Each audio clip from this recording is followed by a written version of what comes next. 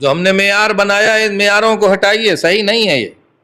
جس کی سب سے لمبی سانس ہے وہ سب سے بڑا مولائی، ہر مجلس میں بیٹھ کے نعرے حیدری لگاتے ہیں، کھینچے رہتے ہیں، بڑی لمبی سانس ہے بھائی، بہت بڑے مولائی ہیں، اتنی لمبی سانس مولا نے کب کہا ہے؟ اتنی لمبی سانس کا معیار کا مطلب کیا ہے بھائی؟ نعرے حیدری لگانا ہے، لگا دیجئے آپ۔ یہ خلوص میں ایکشن کہاں سے آ رہا ہے؟ ایکشن آ گیا نا یہ۔ اب وہ الگ الگ بنا رکھا ہے، کڑا وڑا پہن کے، اب تو بہت سے لوگ ممبر تک بھی آ گئے کہ میں بہت بڑا محب ہوں، ہتھ کڑی بیڑی اور کیا کیا کیا پہن کے، کیا ہے، بہت بڑا عزادار ہوں، بہت بڑا مولائی ہوں۔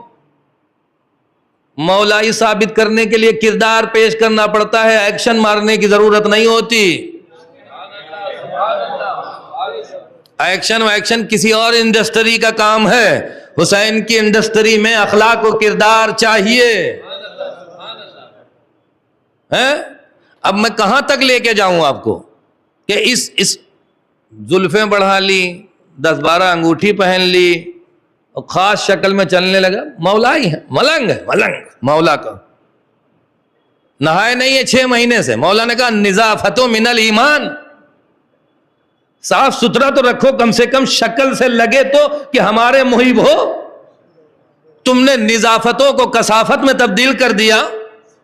تمہیں پتا ہے کہ ہم آیے تطہیر کے وارث ہیں، باطنی نہیں کر سکتے، کم سے کم ظاہری تطہیر تو رکھو۔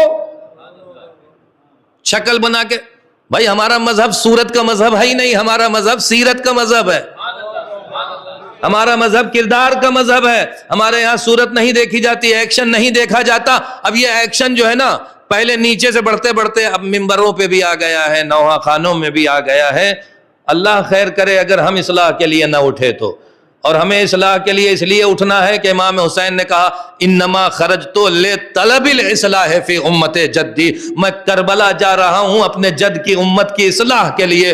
جب حسین اصلاح چاہتے ہیں تو حسین کے ایک ایک عزادار کو بھی اصلاح چاہیے کہ اصلاح کے لیے دوڑے، اصلاح کے لیے آگے بڑھے۔